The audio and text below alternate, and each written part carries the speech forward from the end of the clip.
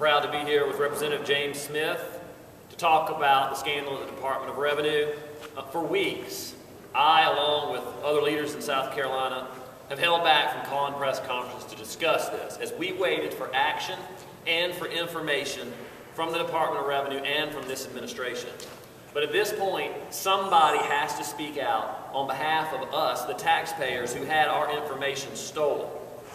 And here's what we've seen. Unfortunately, over the last few years, those of us in South Carolina have gotten used to a display of incompetency and dysfunction on the part of our state government that we should never have had to put up with.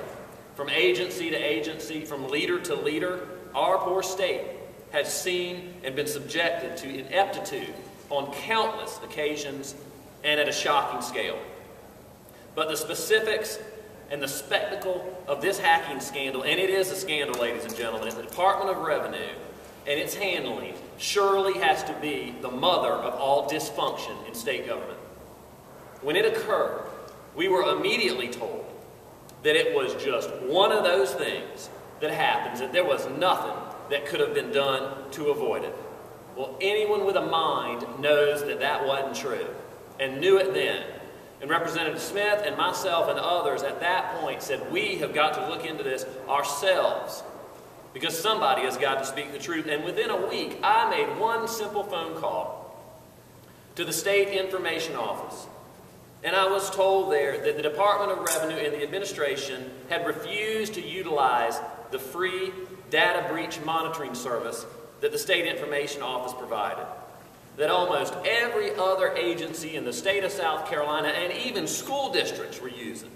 A system that likely would have detected this breach.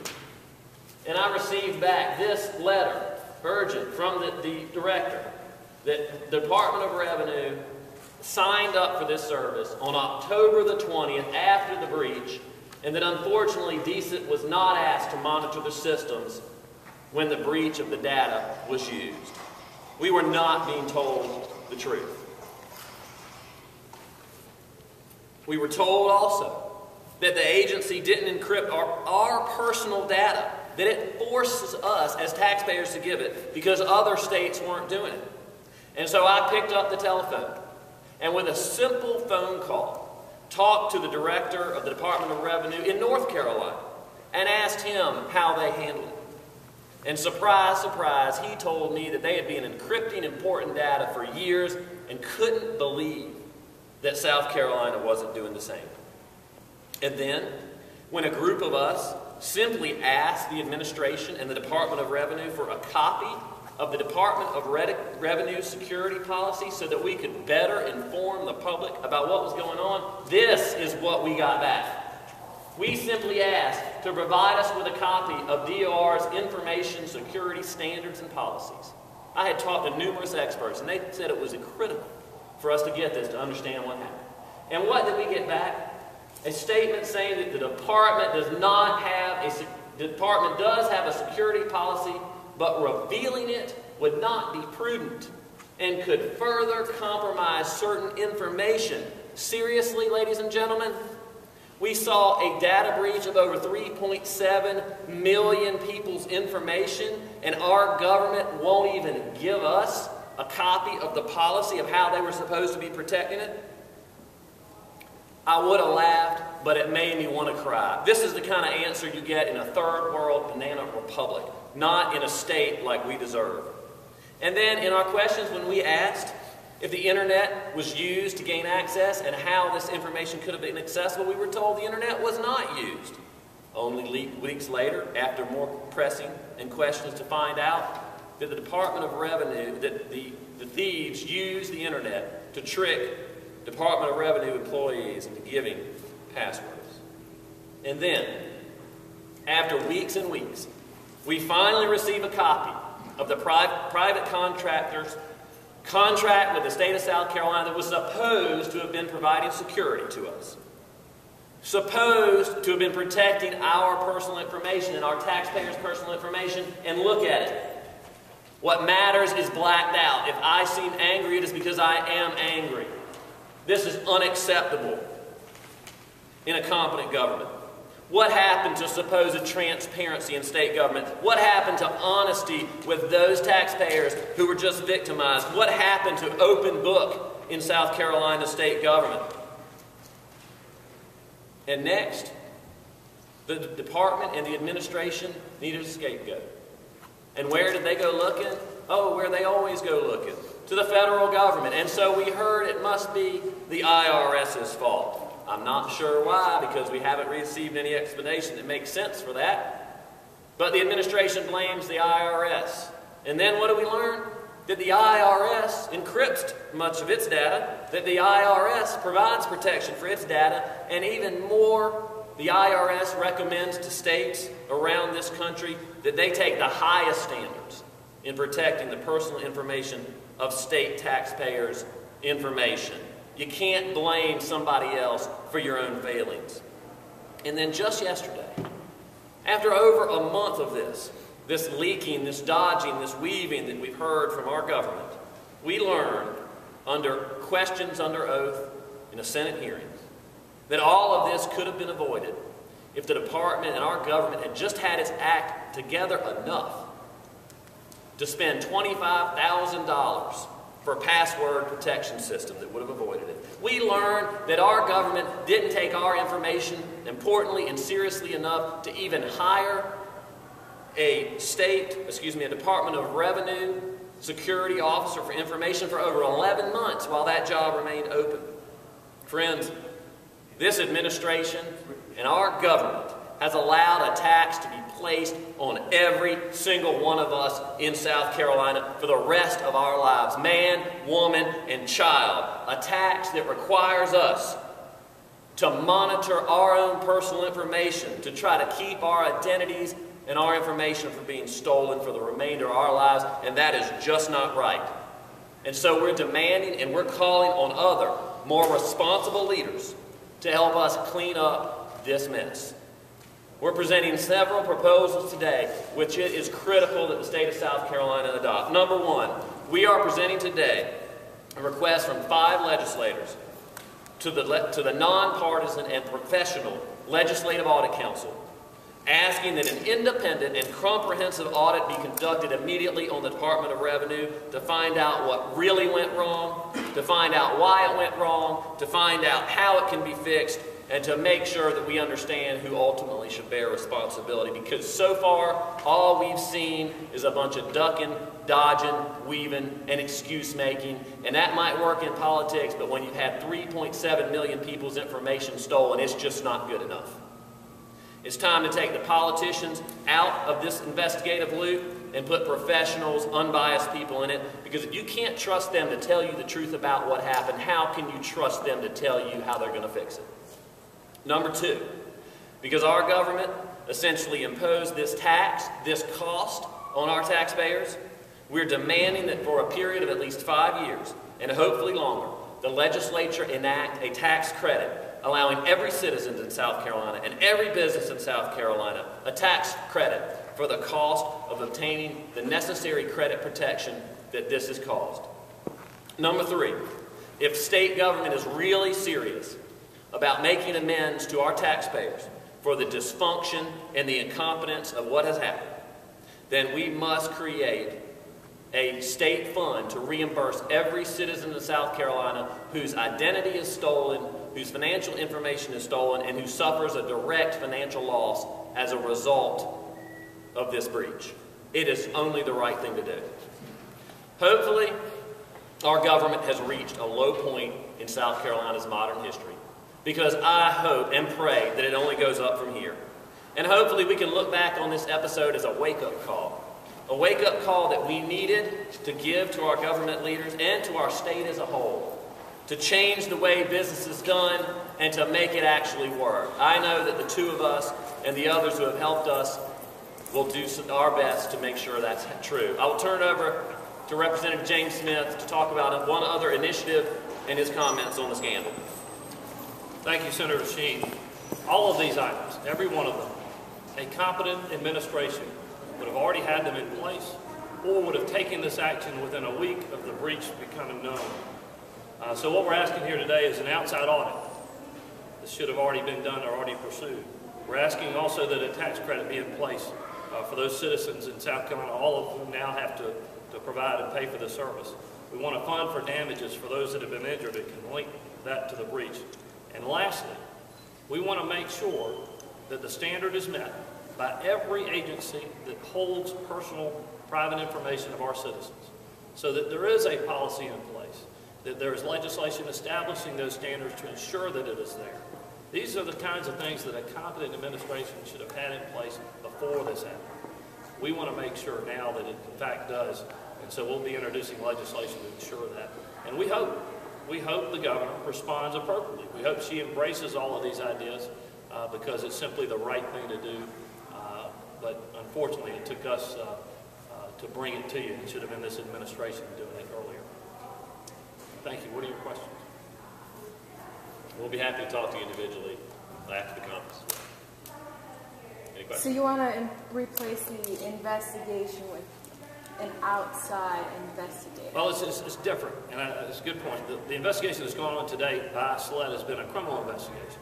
There's a lot more to understand what took place, how it took place, that may not necessarily have criminal implications, but still should be known. Should be known today by the people of South Carolina. So in order to do that, and in order to do that in a way that has some credibility, we need an outside entity to do that, and the Legislative Audit Council is certainly a professional and appropriate agency to do that. I think my point about the investigation of the policy and what happened and who failed and why it failed is that so far we have not gotten timely, adequate, truthful information. It has not happened. It took 6 weeks to even alert the public as to what was going on, that their taxpayer information had been stolen. It took 6 weeks, and it wouldn't have happened then except for some of the media had found out. So if you can't trust what's happened over the last 2 months, it's critical that we have a non-partisan, non-political entity step into the breach and provide us with true answers. Because I don't think we believe what we've been told is adequate, timely, or truthful. 11 months it took to fill this security officer role at DOR. You heard yesterday Mr. Etter said that he gave that over to his CIO for 11 months, and the CIO was filling that role. At best, we had a part-time, either a CIO or we had a part-time security officer. The month the new security officer came in was the month that this happened started. Do you think that 11 months that person wasn't in that role led to what happened with this act? Well, you can't say anything with 100% accuracy, but we know that this cluster of errors came together to allow this happening. And that's a part of it. You know, we know that maybe if there had been somebody watching what was going on, maybe the Department of Revenue would have accepted the free monitoring service from the State Information Office. Maybe if there had been somebody actually at work protecting our taxpayer information, there would have certainly been a much higher chance that this would have been avoided. It is not an accident. It is not a coincidence that only in South Carolina was 3.7 million people's taxpayer information stolen. We have a dysfunctional government. The Department of Revenue is a symptom of that. The department's failure to hire an employee to protect this information for 11 months is a symptom of that. This same pattern is occurring throughout South Carolina's state government and has been for at least the last 3 or 4 years. It's not been corrected, and this is the kind of thing that happens, unfortunately and sadly, when you have that level of dysfunction and incompetence in state government. And let me add, you got to understand, this administration has not been straight with the people of South Carolina. When they came forward and said, you know, you just can't defend against everything out there. Well, that's true, but if you don't have the bare minimum, not even the $25,000 purchase for this additional service, but if we had simply had the free and available monitoring service, as you recall, there were 2 breaches before any information was taken. Both of those breaches would have tricked a warning into the monitoring service, which might have prevented all of this from occurring. And the fact that this administration came forward and said that, well, you know, you just can't protect against all these things, that's not being straight with the people of South Carolina. That's not coming clean about exactly what took place.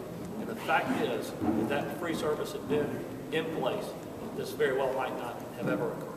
And so what we are demanding, what needs to come, what should have been put in place a week after this occurred, which is the outside audit, the service to provide a tax credit, a fund to ensure those that have been injured are taken care of, and ensuring that everyone has a policy in place that is meeting the minimum standards to protect the private information of our citizens. Do you think the governor and the administration who were initially involved would have come forward with the hack information had the media not been on to it? No, I don't think so. I think you can tell what happened by the patterns of what's occurred in the past. Eventually, we would have learned of this, I'm sure, but it would have been a longer period of time. You know, the day that our government learned that my and your taxpayer private information was stolen, they should have told us. The government forces us to give our private information to them to collect taxes, and they owe it to us as a sacred obligation that they undertake to tell us when that information has been stolen. If this were in the private sector and a company had done what our state government had been doing, they would either be in criminal court or they would be in civil court being fined incredibly. And it's worse when your government treats you that way as well. So I have no faith that we would have heard of it when we did if the press hadn't begun to leak it. Look at it too. Everybody you talk to out on the street, they're angry about two things. One, the delay that it took before we found out. We were 16 days behind the ball on it. And then they're also upset with, their impression that the governor's office and DOR tell them, here's your year of coverage, beat it. I mean, do you feel like that's an accurate assessment? Well, I'll say the public knows more than the politicians in this whole thing, and I'll let Representative Smith talk about it as well. But you bring up a good point, which is the service that the state is providing to its citizens. We believe it's wholly inadequate, and that's why we're putting forward these other provisions. Paying up to $12 million in a no-bid contract to a private company to alert people when their information's been stolen and then help them file a police report, and only having that for a year is very minimal protection. The state of South Carolina owes it to those of us who are taxpayers, who had our information stolen, to do a whole lot more than that, and I believe there are smarter ways to do it. And I think a symptom of the ineptitude was the jammed phone lines, the computer system that wasn't working when people tried to sign up even for this minimal protection. The whole response was inadequate. And it actually took several days after that for many of us to ask the question, well, if this information is taken and we have this year of service, all of our children, all of our state's children who are listed as dependents have their date of birth, have their Social Security numbers. It might be 10, 15 years of their life before they go get their first credit card or seek some sort of credit access, and then they finally discover 15 years later that because of this breach, they have had their information stolen 15 years earlier. So what the governor's proposed is wholly inadequate, and it doesn't respond at all to the nature and the significance of what occurred. And what we're trying to do is do that. It should have been done earlier, and we're trying to make sure it's done now. Do you think South Carolina was specifically targeted because of vulnerabilities in cybersecurity? I have talked to numerous experts and other officials in other states, and what I've been told is that all states are targeted for hacking, that it is a common occurrence and that it occurs all the time. The difference is that South Carolina was so dysfunctional and so inept and so incompetent that the hacking was actually successful, whereas other states have been much more successful in making sure that these things didn't occur. That's the truth about what happened and why we were the ones, our state, unfortunately, our state government allowed our citizens' information to be stolen. And let me close with this. James Smith and I don't run the state of South Carolina. We don't have the authority to make the changes that we're proposing today, but somebody has to speak up, and somebody has to hold our elected officials responsible, and somebody has to put forward constructive paths toward the future. And that's what we're attempting to do today by laying out this plan, by asking for an independent, non-political investigation, and by putting specific proposals out there to try to clean up the mess that our government has made. And with that, I want to close this out and thank you. We'll be happy to discuss anything else with you individually. Thank you. Thank you.